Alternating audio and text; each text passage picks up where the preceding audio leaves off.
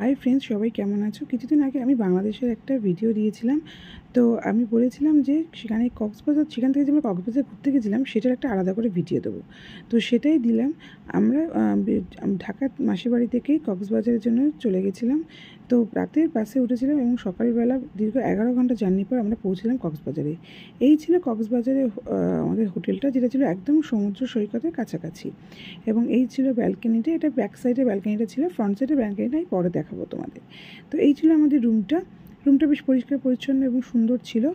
এবং এতটাই সিজনে ওখানে এতটাই রুমের দাম থাকে বা প্রাইস বেড়ে যায় যে সেটা আমাদের ভাবারও বাইরে। তো এটা ছিল ফ্রন্টটা, দেখো যেখান থেকে সমুদ্রের সামনে দেখাই যাচ্ছে। তো প্রাইস এই রুমটাই আমরা নিয়েছিলাম 8,000 টাকা একটা দিনের জন্য। তাহলে বুঝতেই পারছো কতটা কস্টলি সিজনে এখানে দামটা এতটাই বেড়ে যায়। তো প্রথমে আমরা রুমে গিয়ে সবাই চেঞ্জ করে নিলাম, নিয়ে একটু ফ্রেশ হয়ে চেঞ্জ করে নিয়ে আমরা চলে গেলাম সমুদ্র সৈকত যাওয়ার জন্য। কিন্তু তার আগে আমরা দেখতে পাচ্ছ আমার মেয়ে রেডি হয়ে নিয়েছে বিচে যাওয়ার জন্য। সবাই আমরা রেডি। তো তার আগে করে নিয়েছিলাম আমরা লাঞ্চ, কারণ আমরা পৌঁছতে আমাদের 12টা বেজে গেছিলো। সেই জন্য আর ব্রেকফাস্টের দিকে না গিয়ে আমরা একেবারে লাঞ্চ করে নিয়েছিলাম। লাঞ্চ করেছিলাম সমুদ্র সৈকতের সামনে একটা রেস্টুরেন্টে। আমার তো মেয়ে দেখতে পাচ্ছি ছোটো ছোটো যাচ্ছে। ওখানে খাবার দাওয়া কিন্তু একদম অন্যরকমভাবে দেয়, আমাদের এখানকার রেস্টুরেন্টের মতো নয়।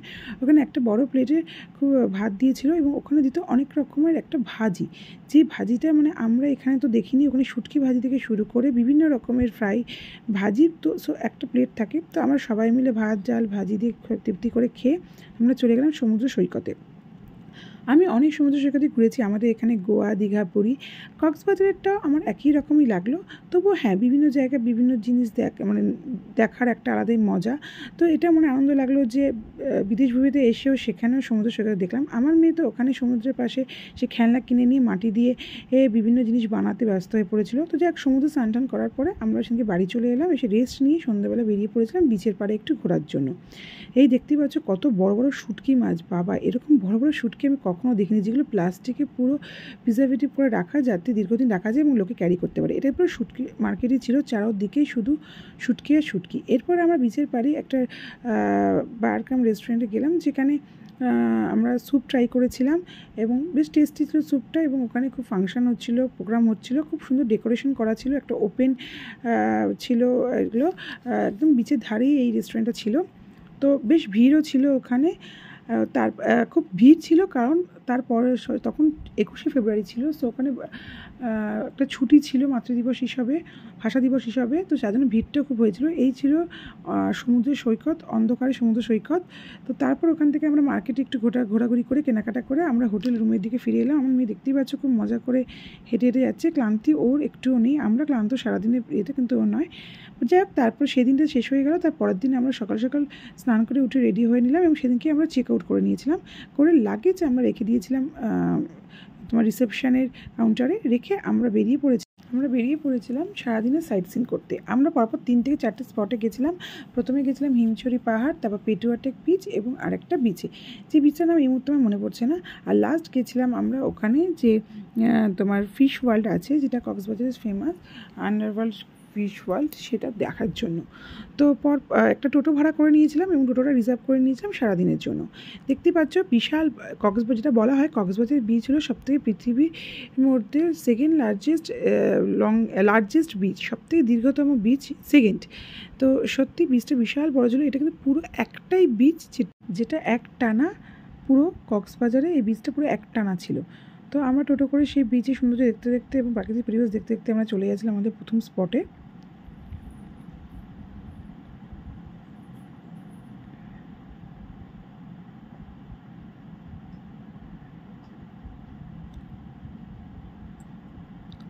দেখতেই পাচ্ছ কত বড় সাইড থেকে পুরো বিচটা যাচ্ছে আর সমুদ্র। এর মাঝখানে অনেক ছোটো ছোটো বিচ ছিল, যে প্রত্যেকটাতে আমরা নামিনি, কারণ সবগুলো নামলে আমাদের কভার হতো না। কারণ সেদিনকে রাতেই আমাদের ফিরে আসার বাস ছিল, আমরা একদিনের জন্য ছিলাম। আমরা পৌঁছে গেছিলাম হিমছড়ি পাহাড়, যেটা তো আমার কাছে মোটামুটি লাগলো, কারণ আমাদের এখানে এর থেকে অনেক বড় উঁচু পাহাড় আমরা দেখি বা ঝর্ণা দেখেছি। বাট ওখানের জন্য এটাই ওখানে বেশ ফেমাস ছিল। তো সেই পাহাড়টা উঠেছিলাম, সত্যি খুব কষ্ট হয়েছিল উঠতে, খুব খাড়া সিঁড়ি। আর তারপর ছিল ছোট্ট একটা রকম ঝর্ণা, যেখানে আমরা একটু ফটোশ্যুট করলাম, একটু খেয়ে দিয়ে নিয়েছিলাম। দিয়ে তারপর সেখান থেকে আমরা চলে গেলাম নেক্সট বিচে ঘোরার জন্য।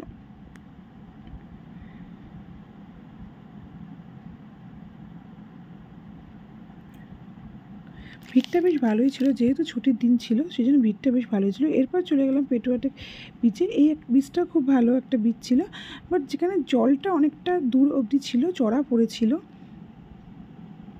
তারপর আমরা সেরে নিলাম ওখানে ওই বিচটা ঘোরার পর সেখানে একটা কাছাকাছি রেস্টুরেন্ট থেকে লাঞ্চটা। দুপুরে লাঞ্চটাও বেশ ভালোই লেগেছিলো, এরকমই বিভিন্ন রকম কাচকি ভাজা আর শুটকি ফ্রাই, ডাল, চিকেন দিয়ে করে নিলাম। তারপর আমরা চলে এসেছিলাম ফিশ ওয়ার্ল্ড দেখতে, যেটা ওখানকার একটা বিশাল বড় বা attractive point, radiating fish world. এখানে বিভিন্ন রকমের মাছ ছিল, সামুদ্রিক প্রাণী ছিল, যেগুলো আমরা ঘুরে ঘুরে দেখছিলাম। চিংড়ি মাছ থেকে শুরু করে বিভিন্ন রকমের বড় শাক, বিশাল বড় বড় মাছ। তো সমস্ত রকমের মাছগুলো, আমার মেয়ে তো খুব এক্সাইটেড ছিল, ও ঘুরে ঘুরে দেখছিল এবং কাছের মধ্যে হাত দিয়ে ধরার চেষ্টা করছিল।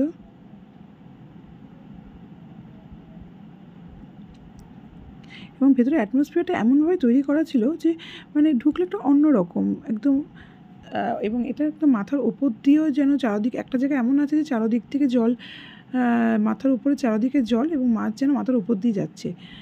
আমি সেটা তোমাদেরকে দেখানোর একটু চেষ্টা করেছি। তো দেখো, বিভিন্ন রকম সামুদ্রিক মাছ, কাঁকড়া, সামুদ্রিক কাঁকড়া এবং সমুদ্র তলায় থাকা অনেক রকমের মাছ, যেগুলো নামও আমরা জানি না, সেই সমস্ত বিভিন্ন রকমের মাছ ছিল।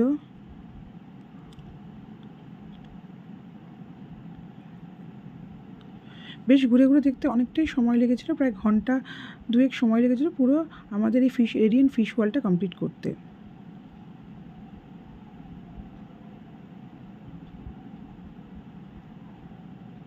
বিশাল বড় কচ্ছপ,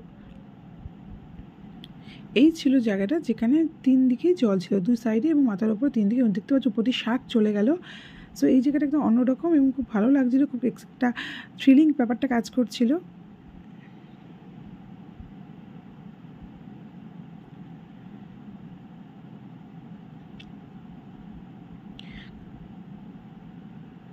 এটার টিকিট ছিল পার হেড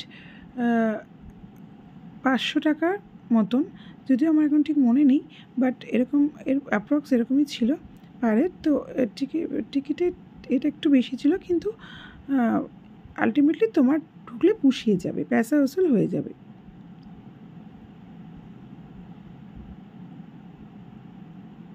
ওখানে 3D সিনেমার ব্যবস্থা আছে, যেটা আমরা দেখেছিলাম। সেখানে জলের তলারই বিভিন্ন সামুদ্রিক মাছ, প্রাণীদের নিয়ে ওখানে একটা সিনেমা করা ছিল। এই ছিল 3D সিনেমাটা, যেটা খুব ভালোভাবে আসেনি ছবিতে। ওখানে পুরোটা দেখা কমপ্লিট করার পরে আমরা ডিনার করে নিলাম। তারপর আমরা চলে গেলাম বাস স্ট্যান্ডে, কারণ সেদিনকে আমাদের ফেরার বাস ছিল। তো সেই বাস ধরে রাতের বাসে আমরা ফিরে চলে এলাম আবার ঢাকা, আমার মাসির বাড়ি। তো এই ছিল আমার কক্সবাজারের ঘোরার ছোট্ট এক্সপিরিয়েন্স। তোমাদের কেমন লাগলো ভিডিও জানিও, ভালো লাগলে অবশ্যই লাইক অ্যান্ড শেয়ার করো। সবাই ভালো থেকো, বাই।